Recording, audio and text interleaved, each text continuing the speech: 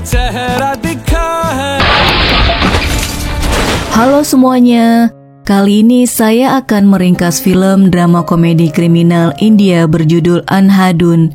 Seorang petani menembak kelinci dengan pistolnya. Suara tembakan yang terdengar sangat keras membuat layar menjadi gelap. Di suatu tempat, tinggal seorang pianis buta bernama Akash. Dia tinggal sendirian. Meskipun dia tidak bisa melihat, dia bisa memasak dan bersih-bersih sendiri. Akash sering diganggu oleh seorang anak bernama Badu yang mengira dia tidak buta. Dia berusaha mencari bukti tapi belum berhasil. Suatu hari, dia pergi ke toko musik. Akash memberitahu bahwa dia berencana untuk pindah ke London sebulan lagi. Dia akan bekerja di sebuah pub terkenal di London. Pria di toko itu berpikir kalau Akash pria yang hebat karena tidak membiarkan penglihatannya yang terganggu untuk meraih impiannya. Pada adegan selanjutnya, kita diperlihatkan seorang mantan aktor Bollywood, Pramod Sinha. Dia menikahi seorang wanita yang jauh lebih muda darinya bernama Simi. Pramod memiliki seorang putri dari pernikahan pertamanya bernama Dani. Dani tidak tinggal dengan mereka, tetapi terkadang dia mengunjungi rumah mereka.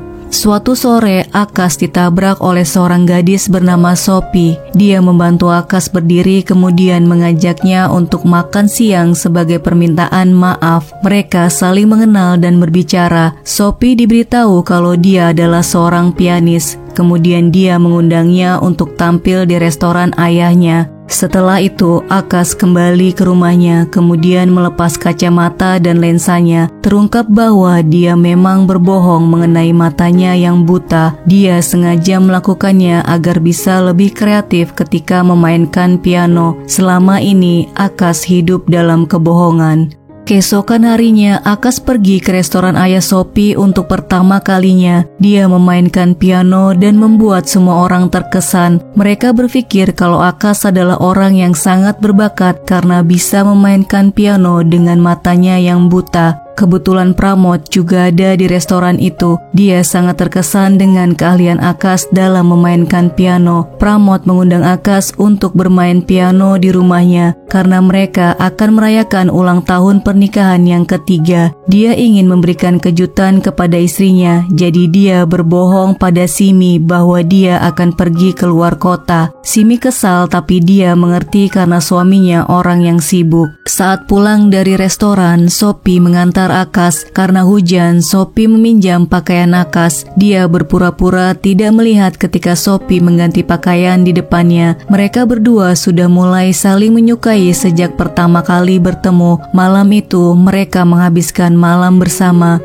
Adegan selanjutnya memperlihatkan Akash yang berada di depan pintu apartemen Pramod. Simi membuka pintu dan memintanya untuk pergi karena suaminya tidak ada di rumah. Akash menegaskan bahwa dia diminta untuk bermain piano oleh Pramod sebagai hadiah ulang tahun pernikahan. Tetangga Simi melihatnya, merasa tidak nyaman. Akhirnya Simi mempersilahkan Akash untuk masuk. Dia duduk kemudian mulai memainkan pianonya hingga dia melihat tubuh Pramod di lantai. Akash sangat terkejut tapi dia tidak berhenti memainkan pianonya. Simi mengabaikan tubuh suaminya, berpikir bahwa Akash tidak bisa melihatnya, jadi dia punya cukup waktu untuk menyembunyikannya. Beberapa saat kemudian, Akash meminta izin untuk pergi ke toilet. Dituntun Simi, dia menuju toilet. Akash berusaha tetap tenang ketika melewati tubuh Pramod. Di kamar mandi, dia melihat seorang pria sedang bersembunyi. Setelah dia selesai, dia kembali memainkan pianonya tanpa menunjukkan rasa panik yang dia alami. Film ini kemudian memperlihatkan kilas balik yang menunjukkan bahwa Simi dan pria asing itu berselingkuh. Pramod datang dan memergoki mereka. Karena panik, mereka menembaknya hingga tewas. Sementara Akash terus memainkan pianonya saat mereka membersihkan lantai dan memasukkan tubuh Pramod ke dalam koper. Simi kemudian berpura-pura berbicara dengan Pramod, membuatnya tampak seperti dia telah kembali ke rumah. Setelah selesai memainkan pianonya, Akash pergi meninggalkan apartemen itu. Akas duduk di pinggir jalan. Dia memikirkan apa yang seharusnya dia lakukan. Tiba-tiba penjual lotre bernama Saku mendekatinya. Dia membantunya memanggil bajai. Seorang supir bernama Murli mengaku kalau Akas adalah pelanggannya. Kemudian dia membawa Akas ke kantor polisi atas permintaannya. Akas memutuskan untuk melapor pada polisi, tetapi beberapa detik kemudian dia berubah pikiran karena kepala inspektur polisi Manohar datang. Dia adalah pria yang bersama Simi. Akas terdiam kemudian berpura-pura mengeluh tentang pembunuhan kucingnya. Manohar langsung mengenali Akas, kemudian dia mengajaknya pulang ke rumah untuk membuktikan apakah cerita tentang kucingnya yang mati itu benar. Dia juga ingin memastikan kalau Akas memang buta dan tidak tahu tentang kematian Pramod. Manohar mencoba melempar pisau ke arah Akas, tapi dia tidak bergeming. Setelah Manohar pergi, Akas pergi ke restoran tempatnya bekerja. Akas tahu kalau dia harus bersikap normal agar tidak dicurigai. Simi juga datang ke restoran. Dengan santai, dia memberitahu orang-orang bahwa suaminya sedang bekerja. Keesokan paginya, kematian Pramod disiarkan di berita sebagai kasus perampokan. Dia ditemukan di dalam mobilnya di dekat jembatan dengan jam dan perhiasannya hilang. Manohar menangani kasus ini agar kejadian yang sebenarnya tidak akan terungkap. Dia memanggil Dani, Simi, dan Akas untuk diinterogasi. Akas berusaha menahan diri untuk tidak mengatakan yang sebenarnya. Dia takut berakhir seperti Pramod. Di pemakaman, tetangga Simi yang bernama Nyonya Disa mendekati seorang polisi. Dia memberitahu polisi kalau dia melihat pria lain selain Akas dan Pramod yang masuk ke apartemen di hari dia meninggal. Kemudian polisi menanyakannya pada Simi. Dia mengelak dengan mengatakan kalau itu adalah pria yang mengantar pizza. Simi berpikir kalau wanita itu akan menjadi masalah untuknya. Suatu hari, dia berpura-pura meminta obat padanya. Ketika dia lengah, Simi mendorongnya hingga jatuh. Sialnya, Akas menyaksikan kejadian itu. Dia harus berpura-pura tidak melihat apapun untuk kedua kalinya. Akas bergegas pulang kemudian menelpon Sophie di rumah. Dia berencana untuk menceritakan segalanya kepada Sophie. Di waktu yang bersamaan, Badu mengambil video dirinya yang sedang menyiapkan susu untuk kucingnya.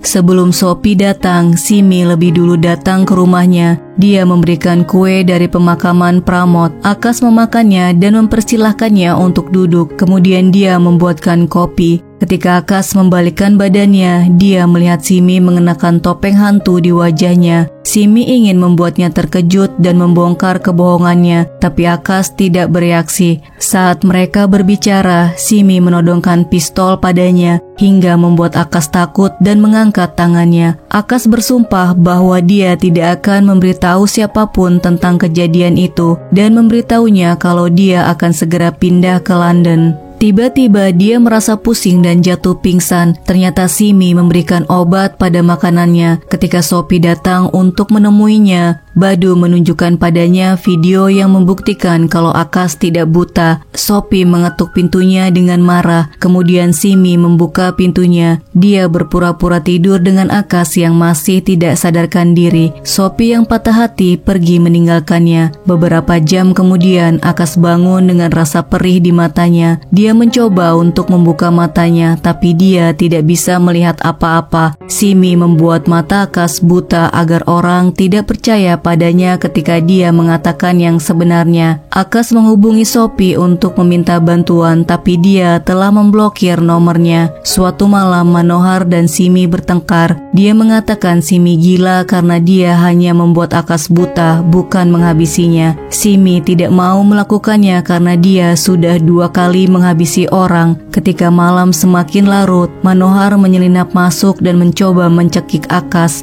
Akas berusaha melawan dan berhasil melarikan diri setelah memukulnya. Namun karena dia buta, dia tidak mengetahui jalan yang dia lalui hingga akhirnya dia menabrak tiang dan jatuh pingsan.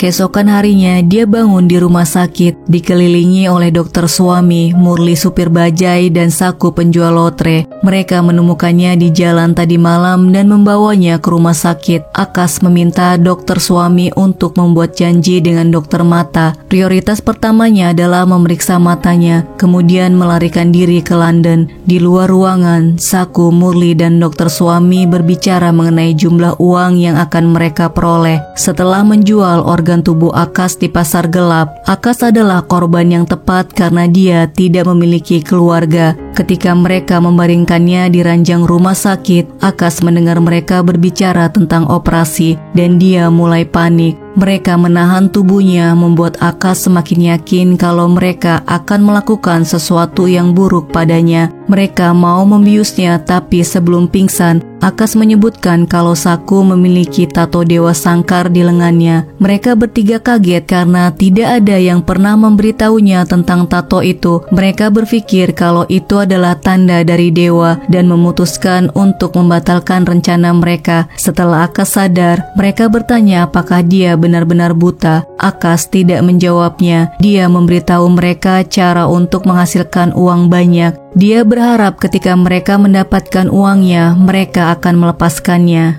Akas memberitahu mereka segalanya tentang Manohar, Simi, dan bagaimana mereka menghabisi Promat. Kemudian dia menambahkan kalau Simi memiliki uang 10 juta rupiah atau sekitar 1,8 miliar rupiah yang akan mereka dapatkan jika memerasnya. Mendengarnya, mereka sangat senang dan memutuskan untuk membantu Akas. Dalam adegan selanjutnya, Simi pulang ke rumah. Dia melihat Akas sedang mengajari Dani bermain piano. Dia terkejut dengan keberanian Akas dan khawatir kalau dia akan memberitahu kejadian yang sebenarnya pada Dani. Ketika Akas pamit, Simi mengantarnya pulang. Dalam perjalanan, Akas meminta pada Simi 1 juta rupiah untuk uang tutup mulut. Dia ingin melakukan transplantasi kornea agar bisa melihat lagi, tapi Simi menolaknya. Tiba-tiba sebuah bajai menghalangi mobilnya. Kemudian Akas membiusnya dan mereka menculiknya. Selanjutnya, Akas menghubungi istri Manohar yang bernama Rasika. Dia menceritakan semua dan meminta uang tebusan sebesar 10 juta rupiah jika dia tidak ingin reputasi suaminya hancur. Rasika yang mengetahui hal itu marah kepada Manohar hingga dia ingin menghabisinya. Tiba-tiba telepon Manohar berdering. Dia dan Rasika mendapat informasi kalau polisi menemukan mobil Simi di jembatan dengan sepatu dan dompetnya. Simi diberitakan telah mengakhiri hidupnya di jembatan itu. Rasika akhirnya bisa menerima apa yang telah dilakukan suaminya. Dia kemudian mencari jalan keluar untuk menyelesaikan masalah tersebut. Sementara itu, di rumah sakit, Simi menolak untuk memberikan uang 10 juta rupiah. Dokter suami menakutinya dengan mengambil darahnya, kemudian mengancam akan menjual organ tubuhnya. Keesokannya, Saku dan Murli mengkhianati Akas. Mereka mengikatnya ke kursi kemudian keluar untuk bertemu dengan Manohar. Mereka tidak mempercayai Akas dan menginginkan semua uang untuk diri mereka sendiri. Ironisnya, Akas dan Simi terkunci di kamar yang sama. Simi menertawakannya karena terikat di kursi dan dikhianati oleh teman-temannya. Di tempat lain, Manohar datang membawa sebuah tas penuh dengan uang tebusan. Murli berhasil mengambil tas berisi uang. Manohar yang melihatnya mengejar dan menembaknya, kemudian meminta bukti peristiwa pembunuhan itu. Tapi Murli mengatakan kalau dia tidak memilikinya, Saku yang memilikinya. Manohar pergi mencari Saku. Ketika dia di lift, Saku mematikan listriknya. Manohar terjebak di dalam lift. Saku kemudian membawa Murli ke rumah sakit, tapi sayangnya nyawanya tidak selamat. Saku mengetahui kalau uang yang dia terima palsu. Akas berhasil melepaskan ikatan tangannya dengan bantuan Simi. Kemudian dia memintanya untuk membuka penutup matanya. Simi mengarahkan Akas untuk memecahkan kaca, sementara dia berusaha untuk melepaskan ikatannya tanpa sepengetahuan Akas. Setelah ikatannya lepas, dia menyerang Akas tapi kemudian dihentikan oleh dokter suami. Simi secara diam-diam memukul dokter suami dan menyerangnya. Dengan bantuan Akas, dia selamat dari serangan Simi. Kemudian kemudian membiusnya. Dokter Swami memasukkannya ke dalam bagasi, kemudian pergi menuju Mumbai dengan Akash. Di dalam perjalanan, dia menjelaskan kalau Simi memiliki golongan darah BRH negatif yang sangat langka. Putri seorang pria kaya membutuhkan organ tubuh dari wanita seperti Simi. Jika mereka menjual organnya, mereka akan mendapatkan $1 juta atau sekitar 14 miliar rupiah. Dokter Swami memberitahu Akash kalau dia akan mendapatkan bagian, jadi dia bisa melakukan transplantasi kornea. Namun Akash merasa tidak enak karena dia harus membunuh Simi untuk mendapatkan kornea mata. Adegan film tiba-tiba dipotong menjadi 2 tahun kemudian. Sophie sedang berlibur di Eropa, menjalani kehidupannya yang menyenangkan setelah melupakan semua yang terjadi dengan Akash. Suatu hari, dia melihat poster Akash di depan sebuah pub. Sophie masuk ke dalam dan melihat Akash sedang bermain piano.